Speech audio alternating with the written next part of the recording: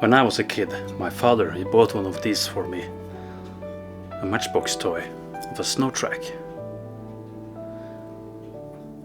And I remember I was very intrigued how it looked and the go-anywhere mentality that this machine represented. And I remember I dreamt about driving one of these in a blizzard, snow all around me. But inside this little cabin, it was warm and cozy. And there is something about this little machine, the unique design of it. It's very simple, but it's beautiful. The Snow-Trac was the result of the Swedish engineer Lars Larsson, who worked at Västerås Maskiner, a Swedish company that in the 1950s made tractor implements and combine harvesters, known as Active. Lars Larsson, or Tysta Lasse, Quiet Lars, that he was called, wanted to go ice fishing with his brother in the Swedish wilderness. But they did not fancy using their skis, so he began to design a vehicle that could bring him there. And he built a prototype that would become the Snow-Trac. In 1957, the company began producing these strange-looking machines. Using their resources in the agricultural world, chain and sprockets from combines, and rubber tracks from conveyor belts. It also became a Swedish export success. It might have been a machine created for lazy Swedes, but this simple machine has helped people in remote wilderness, rescuing skiers in the mountains, but also explore the unhospitable climate of Antarctica.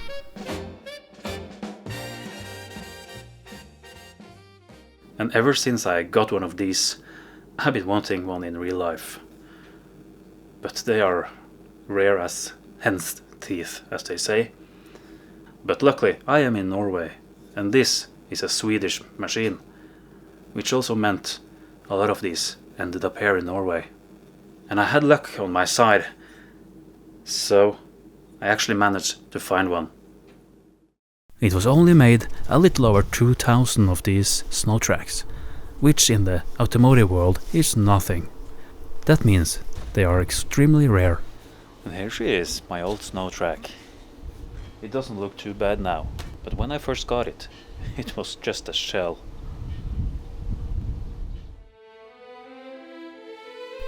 My Snow-Trac is a 1963 model. And what I know about its past was that it was used in the Norwegian mountains up on the Hardanger Plateau, where its job was to transport people and goods to the many remote cabins, and hauling tourists around on skis for fun and pleasure.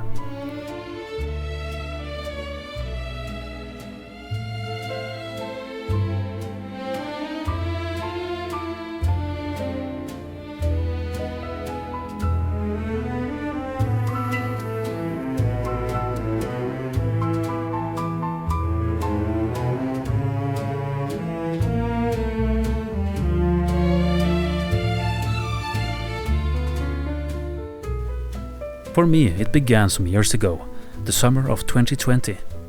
My Snow-Trac dream was realized, as I found it for sale in a Snow-Trac Facebook group. But it was, to put it nicely, a project. It was just a sandblasted shell with a bunch of parts piled up inside of it, and with a seized engine. It had also been stored next to a building where a heavy roof avalanche that had damaged its roof. But I was eager to get it going and got to work on the old machine. The body had already been sandblasted, and the frame was in good shape.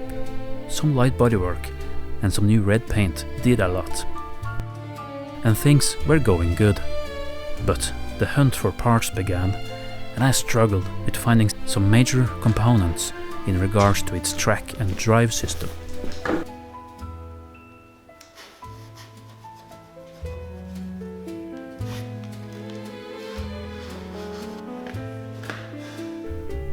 And one day I did receive a quite unexpected tax bill that I had to pay fast. So I decided to sell the Snow-Trac, even though it was half completed. It was sad. And for the first time I had given up on the mechanical project.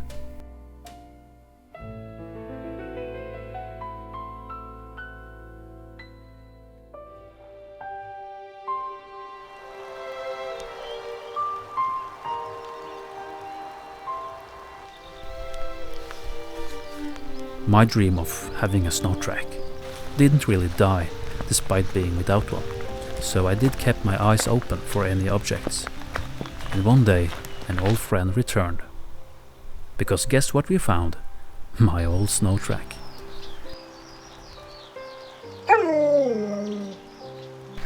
I guess what is supposed to be in your life has a funny way of coming back. And I was not really looking for it either. It just popped up one day for sale. I just had to buy it back.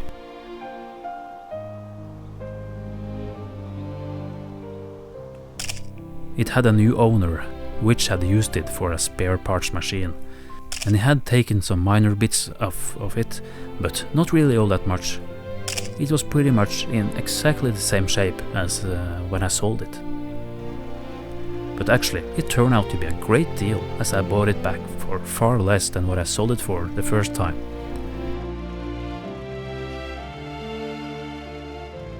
So, I got it mostly back together. And since I now didn't rent the big workshop anymore, I had to put it in my small garage back home at Small Holding. It was a tight squeeze, but at least a dry and warm place to do some work in the upcoming months. Myself was silently hoping that I could get it going that coming winter, if I only can find the parts that I needed.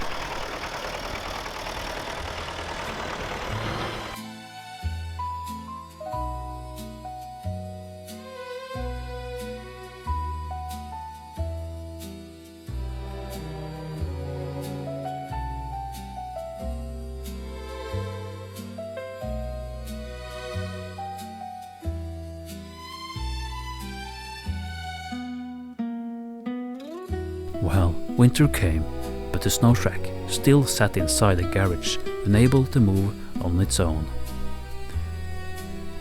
I tried my best, searching for parts, or coming up with other clever ideas, but I didn't really have much success.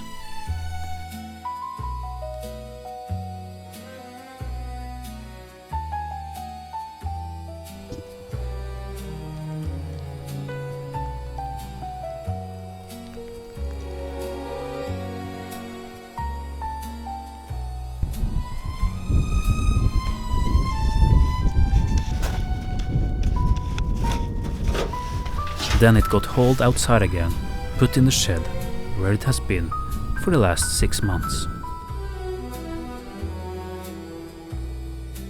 So, I guess this is where I roll up my sleeves again and get to work. And I must have it drivable this winter. It's about time.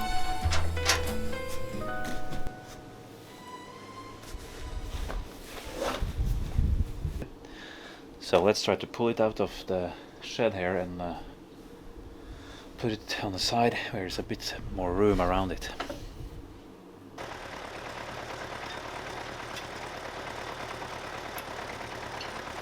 The old Massey has to help me out. The Snow-Trac is not the easiest thing to move around, as all the wheels are fixed and it won't steer.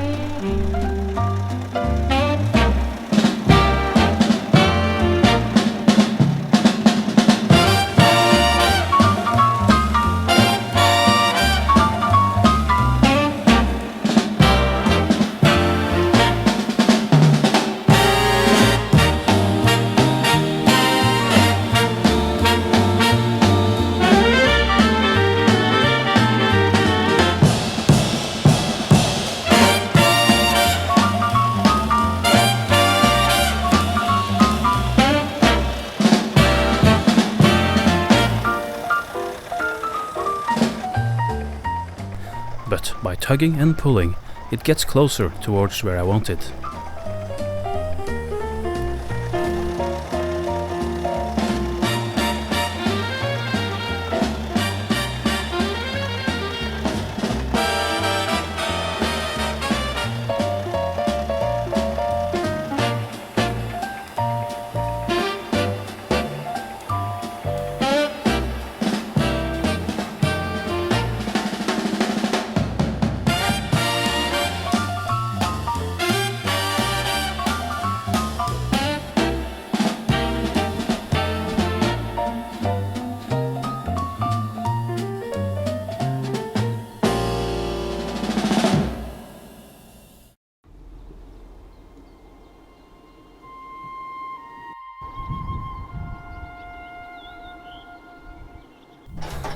Looking at this empty shell do get me some flashback to when I sold it the last time, as the project stagnated when I couldn't find the parts. And now I am back in the exact same situation. Oh, and I am desperate for spare parts. But I can't give up this time. Not again.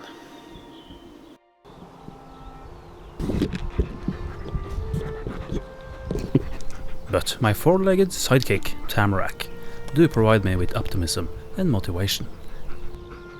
And he whispers something in my ear. Because there might be a way. And I might have to go on a little adventure.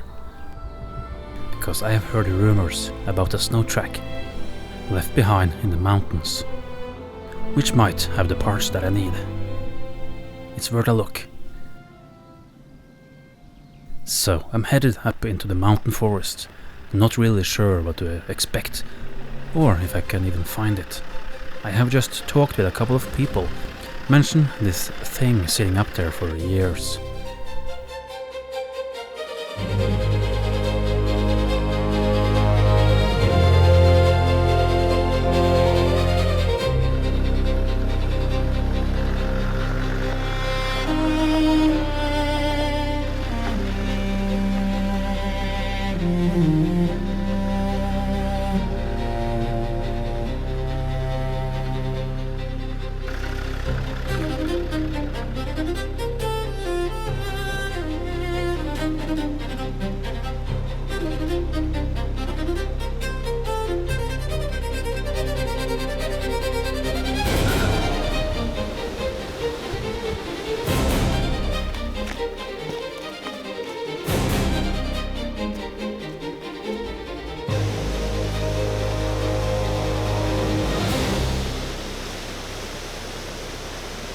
It is a beautiful area with a huge waterfall and a fast-flowing river.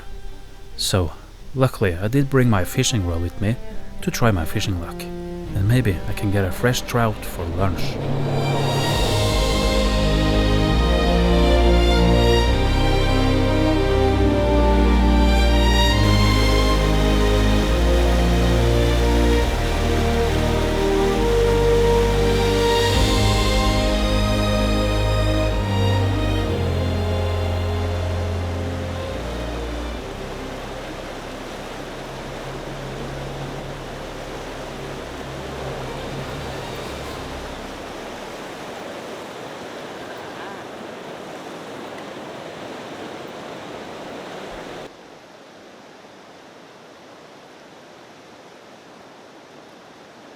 Nice spot for a quick break and some lunch before the Snow-Trac hunt.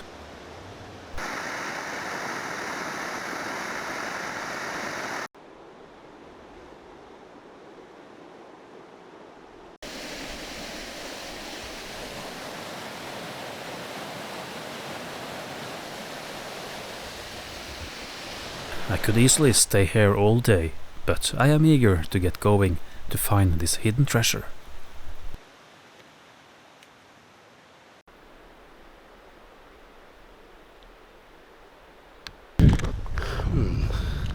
I see something interesting. Looks like... At the end of a forest road, I see something red amongst the green.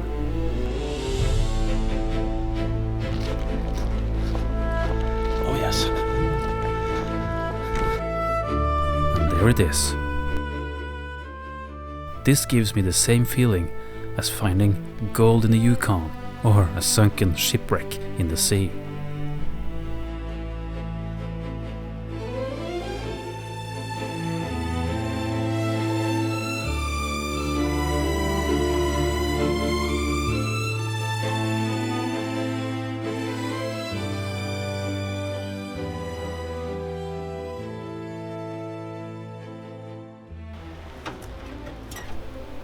Such a rare beast hidden up here in the middle of nowhere.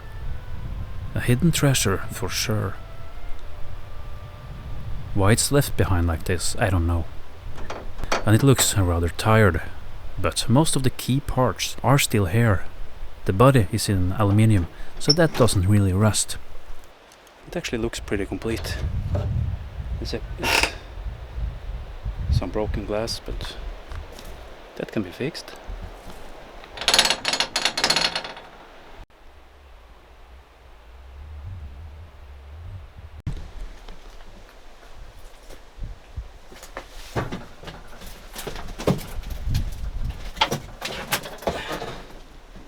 The driver's side window has been changed out for this special window that makes it easier to see through it when driving through storms and a blizzard. It's a 3-band type track, and that means it's from the 70s.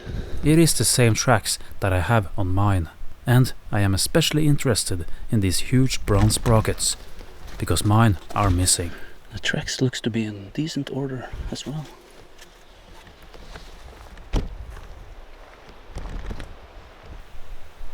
The engine looks complete, but it won't turn over by hand, so it might be seized up.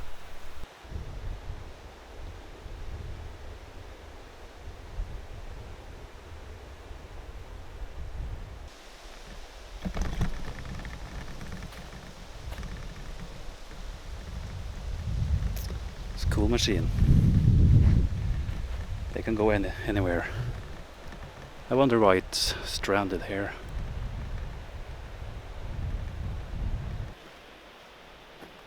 It is tempting to just fill my backpack with all the parts that I need and head down from the mountain. But I am an honest guy, so I won't steal them. I need to try to find the owner of this machine.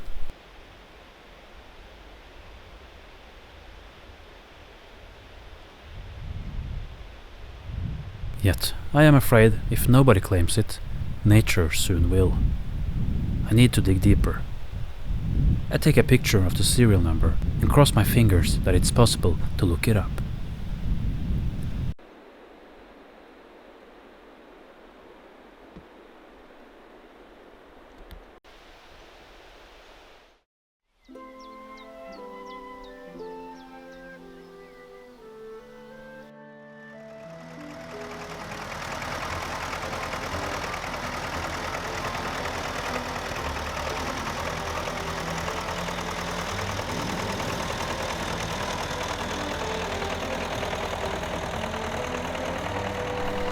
Back home from the mountains, I do some research on the abandoned Snow-Trac, placing some phone calls to some people in the Snow-Trac community here in Norway. I'm Magnus Marthinsen.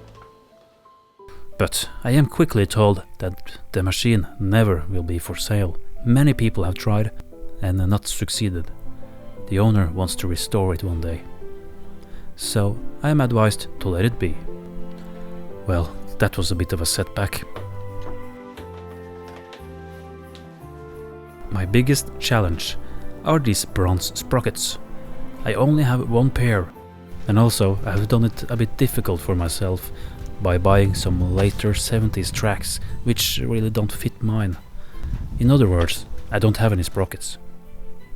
These sprockets are driven by chains from the gearbox, and they grip on to the rubber tracks and makes the Snow-Trac moving. Well, I just have to ask around in the Snow-Trac community for any parts. But I have other stuff to do in the meantime, to install the transmission. This transmission is perhaps the most complex bit of the Snow-Trac, as it also acts as the steering mechanism. And the coolest thing is that you can steer the Snow-Trac using a steering wheel. just like in a car, which is very unusual in a tracked vehicle, as they often have steering levers or hydraulics.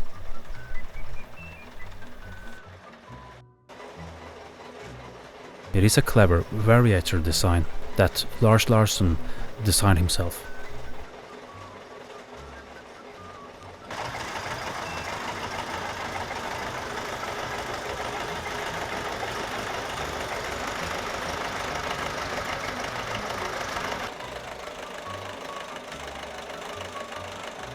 By using my homemade engine tractor crane, the goal now is to get this dangly transmission into the engine bay of the Snow-Trac without making any dents or scratching the paint or hitting my shed roof. A job that requires accuracy and precision.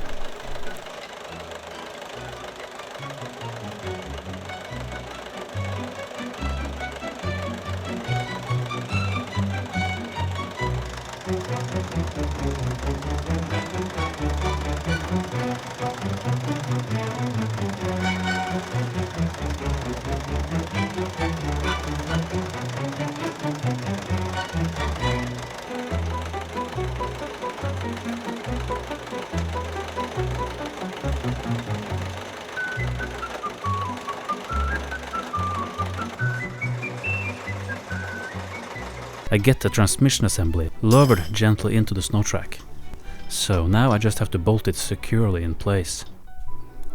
And at least one of us are working hard. Then the steering column gets mounted onto the transmission and linked up to the variator system.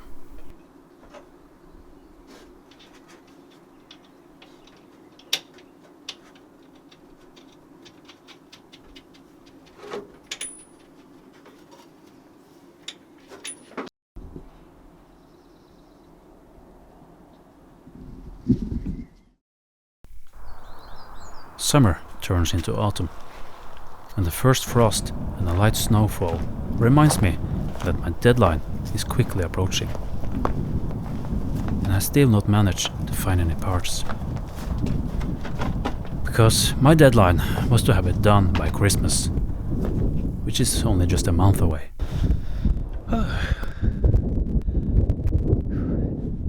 Chilly. Well, the plan was to fix the Snow-Trac this summer, but that didn't happen. So it's November and still no parts.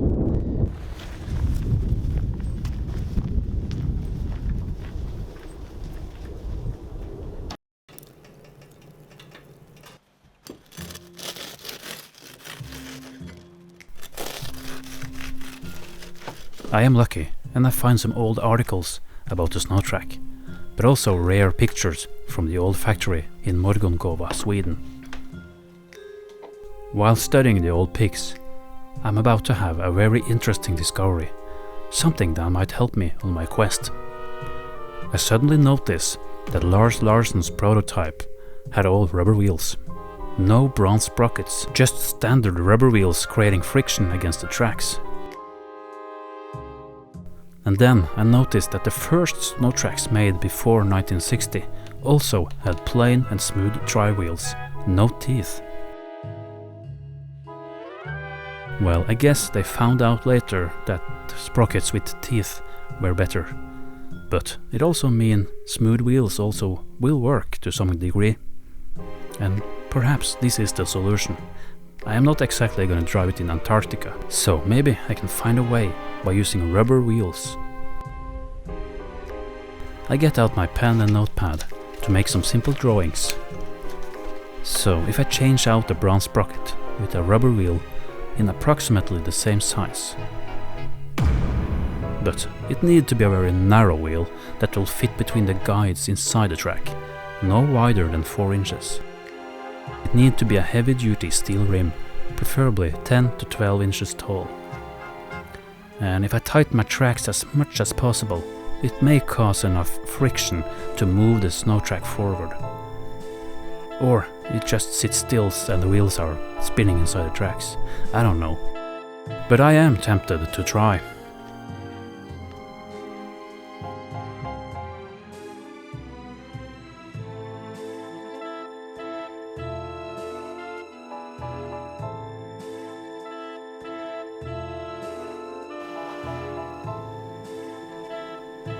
I head out in the garage to see what I have of different wheels in stock. I do found an old trailer wheel, a snowblower wheel, but what caught my eye the most is this. And these are the original wheels from my John Deere garden tractor. But they are a little bit wide, so I need something a little bit narrower that will fit in the tracks. And I have managed to find some similar wheels. And these old school garden tractor wheels might be something I could use. I just bought a set from America, and it will take a while before they arrive, but I really hope they will arrive before Christmas. So it will be exciting. But finding a suitable wheel is just a part of this equation, because the next challenge is this, the sprocket carrier. I have only one of these as well, so I'm gonna try to replicate it and make one myself. Well, I got a hold of this steel pipe here, which is 3 inches in diameter and pretty thick in the walls. So the plan now is to try to make a pair of axle holders with this.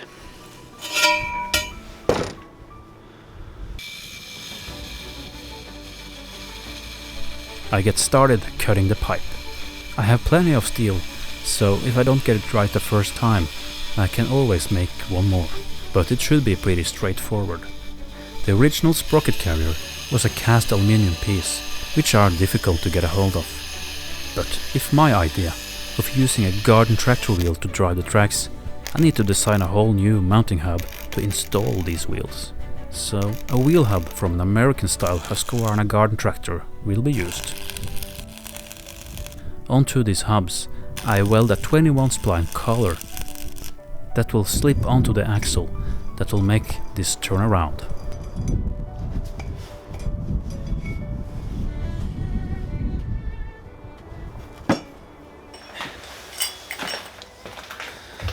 Okay, so here we have the garden tractor hub, which I welded this collar on with these set screws, and the 21 spline PDO shaft into that. And over here I will have the 3-inch steel pipe with bearings inside, and hopefully this will work as my axle. I don't know if it will work, but it looks cool, and I think I'm onto something here.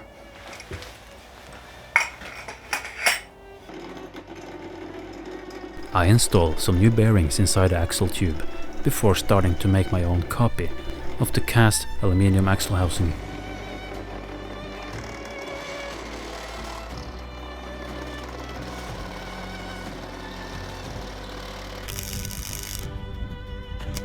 First I tack weld everything up with my flux core welder to make sure every angle is correct, before I weld it shut using welding rods, which makes a much stronger weld.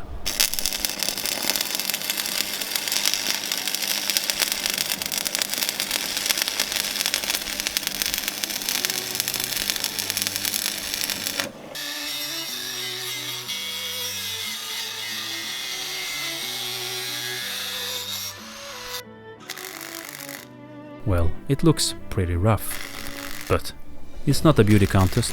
As long as it's strong, I don't mind if the weld doesn't look good.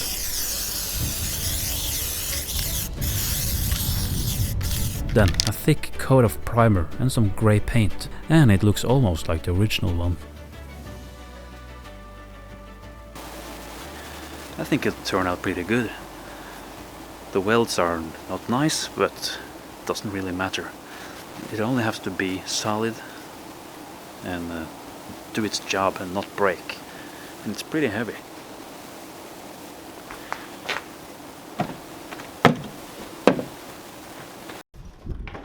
While waiting for my wheels to arrive, I have one big job to do in the meantime: to install the engine. Snow-Tracs used VW engines, a simple air-cooled and compact engine that originally created around 40 horsepower. It should be a 1200 industrial engine, but mine is not the original one. This one is a 1300, which means a bit more horsepower. I gave this engine a major overhaul back in 2021, so the internals should be in good order. But it has not been started for many years, so will it work? I got the crane back on the old Massey, so now the heart of the machine can go back with precision accuracy.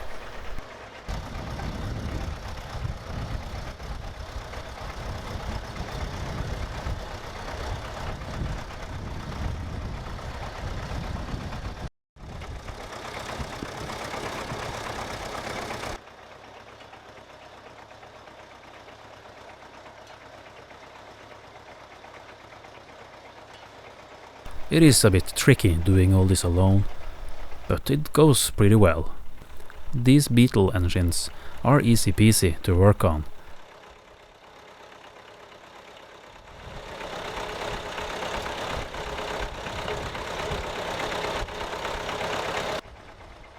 And with some brute force and jerking, it slips onto the input shaft of the gearbox and lines up the 4 mounting bolts on the bell housing.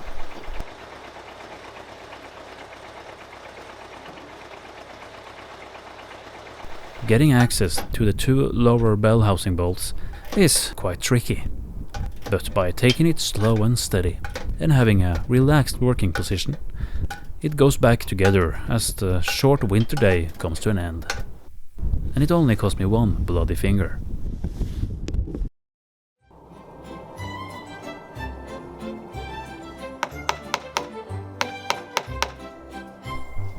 It's December, and my deadline of getting this done before Christmas is getting very close. Too close. But from America, an early Christmas present have arrived. What a beauty! Nice looking rim.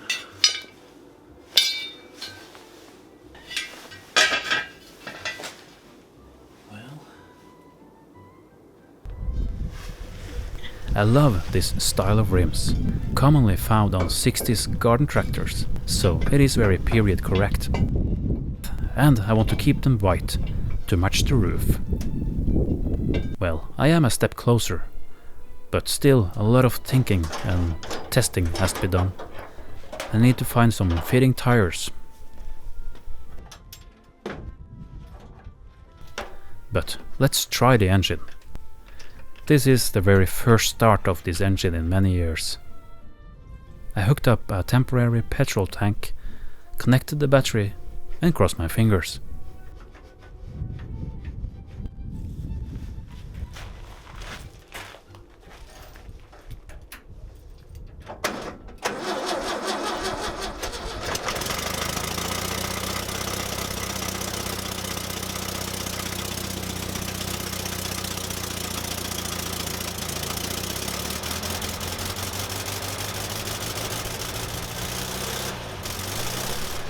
And it started almost instantly. What a feeling! And it runs well. Doesn't even smoke.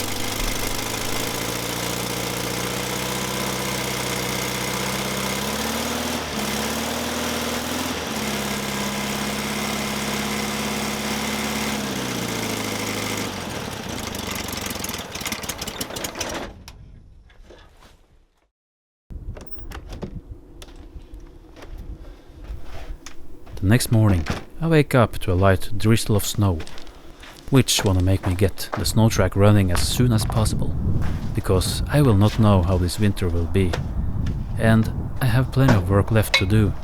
Will I get it done before springtime? I got my tires and my homemade axle carrier installed. I went with some narrow agricultural style tires that suit the vehicle and hopefully get a good grip inside the tracks. But today is a big day. I'm gonna install the tracks for the first time. I have never done this before, and I am mixed with feelings of excitement and at the same time being prepared for failure.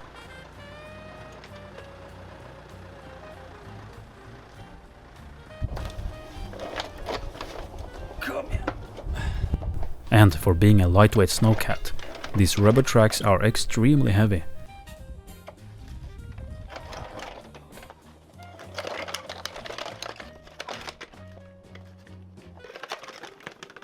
The tracks are made up of 3 bands of rubber, held together by strips of metal called cleats. On the inside of the tracks there are these metal guides making sure the rubber wheels don't derail. And getting the tracks on is a real workout. But inch by inch it gets closer. Well, this Snow-Trac will become more like a hot rod Snow-Trac, using non-original parts that will make it look and behave slightly different to how it's supposed to be. But for me this is part of the fun. These tracks are actually not the correct ones to use on a 1963 Snow-Trac. Mine would originally be a 2-band type, but I scored a great deal on these 3-band tracks, so I just have to make them fit. And they are a bit bigger than the original ones, which means I have to do some slight modifications to the bodywork, but I still want to keep it as original looking as possible.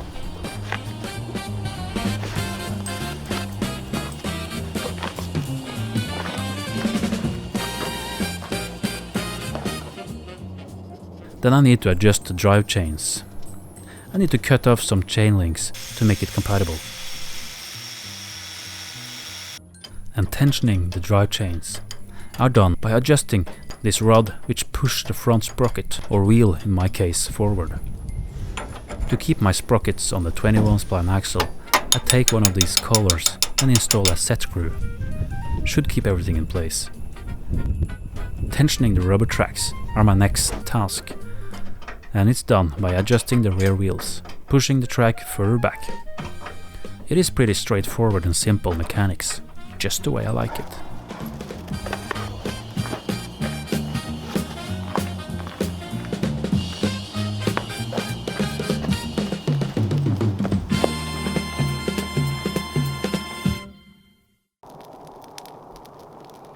That was what I managed to do in the daylight. So now some resting by the fire to clear my head and to prepare for tomorrow.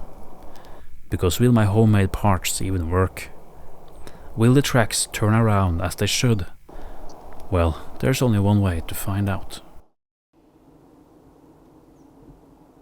The next morning, it is go time.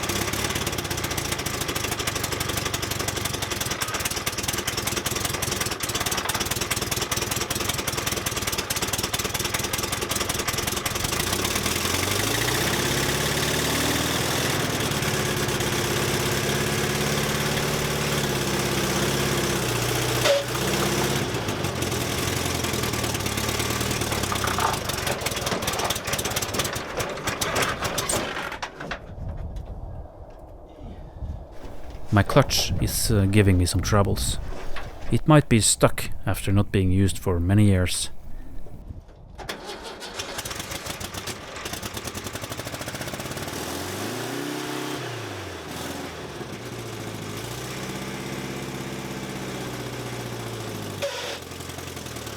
And it also sounds like the engine is starving for fuel. But relocating my temporary petrol tank up on the roof might help.